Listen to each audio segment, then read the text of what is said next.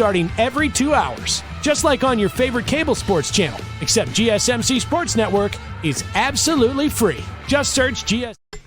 Hello everyone and welcome back to the GSMC Fantasy Sports Podcast, brought to you as always by the GSMC Sports Network. Now this third segment kind of begins a little series right before we get into the thick of the NFL season. If you are one of those last-second fantasy football drafters, I'm going to present to you some guys who I think you should either target or avoid, thus calling it draft or pass.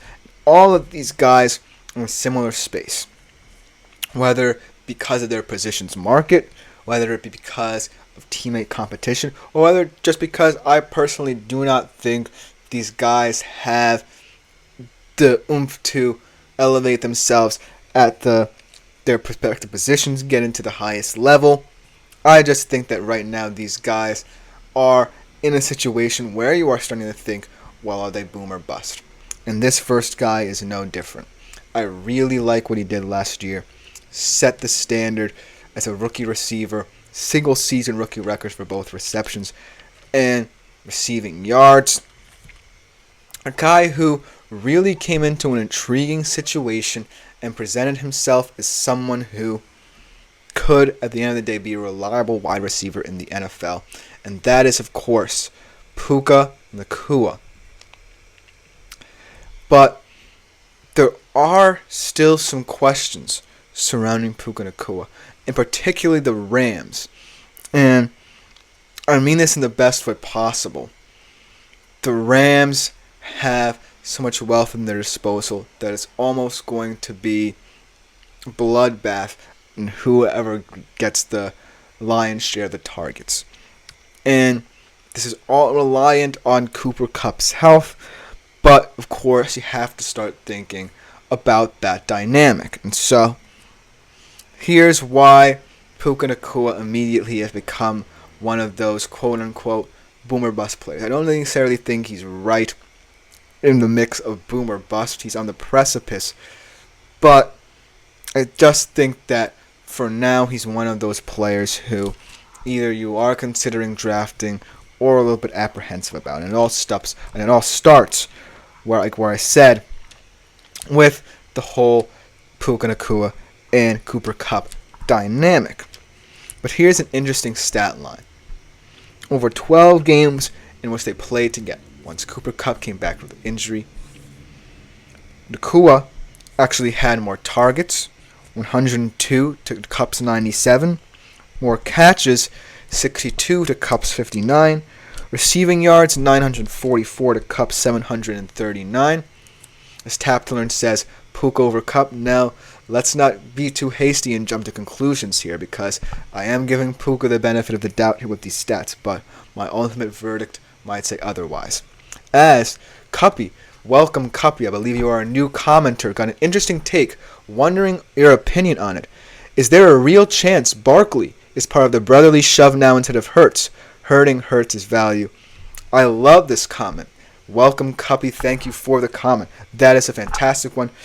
Obviously alluding to the tomorrow night's game between the Packers and the Eagles in Brazil should be an exciting one.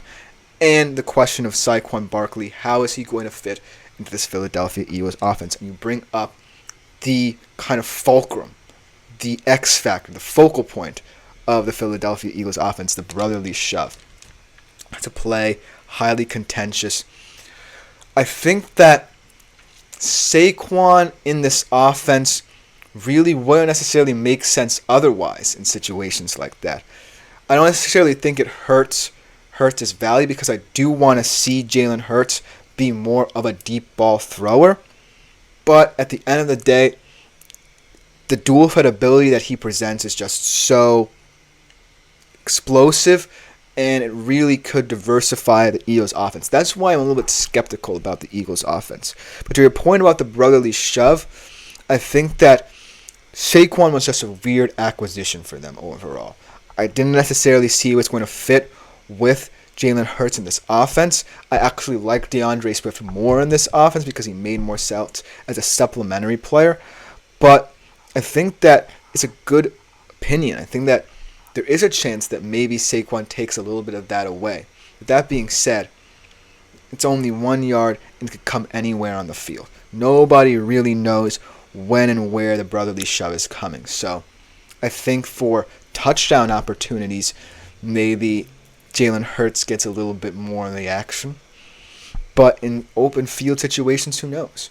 Saquon has that ability to really make you rethink how you have to defend him, because you can get the chunk plays, the 5 to 6 yards, and you can also break off 30, 40-yard runs. So it's a really interesting question to wrap your head around, because that's the same kind of opinion I've been thinking about. How is every piece going to fit? As Cuppy says, yeah, my thinking is, why risk your franchise guy when you got a big back like Saquon? I'm kind of in the same camp, because every single play that you're running in, like, say, 3rd and short, 4th and short situations, you don't want Jalen Hurts, continuing to, because at the end of the day, you can use him in many different ways in the run game as well, where he just doesn't have to be pushed into an offensive line. That's a fantastic point, Cuppy. Thank you yet again for commenting. Fascinating comment. Really good question. Keep all your opinions coming.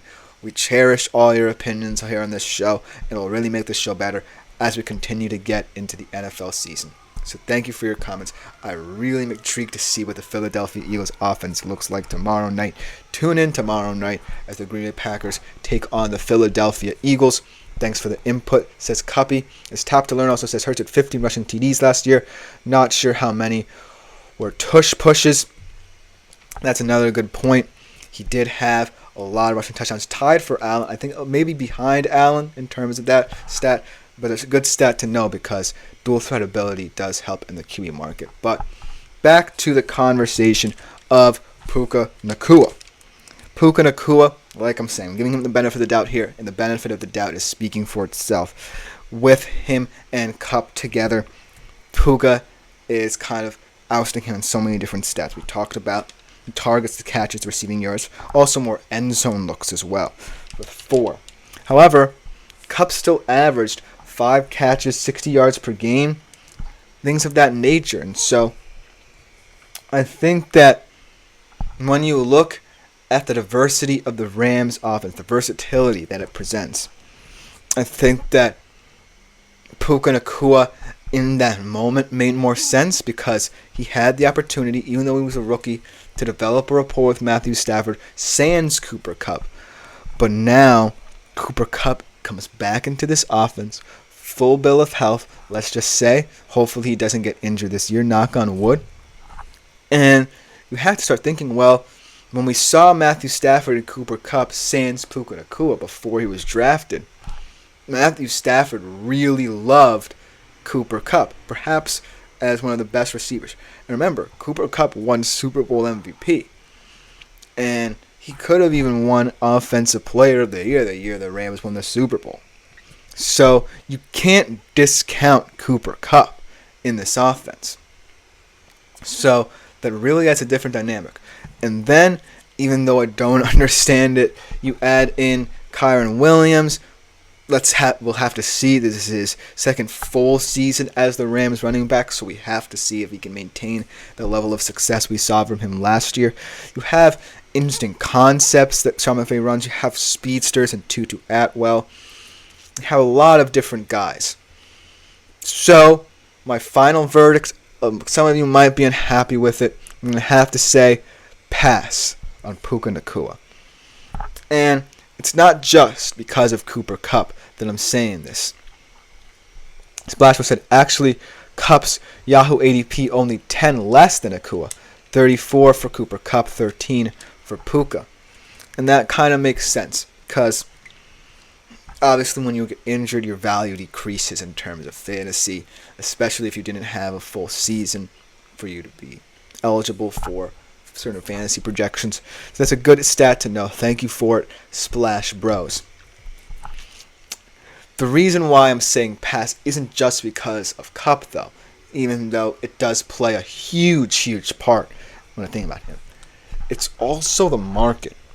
If you look at the wide receiver market, when Nacua and when Kupp are supposed to be drafted, guys like that, as Splash Bros has alluded to, you're looking at different receivers in perhaps better situations where they A, get the lion's share of targets, and B, you feel more confident in them because they've been in the league for some time. I'm not saying, say Keenan Allen is suddenly going to become good. Mike Evans is going to continue putting up consistent 1,000-yard seasons, but they've done it. Puka Nacua is in his second year, only 1 year in the league of his production,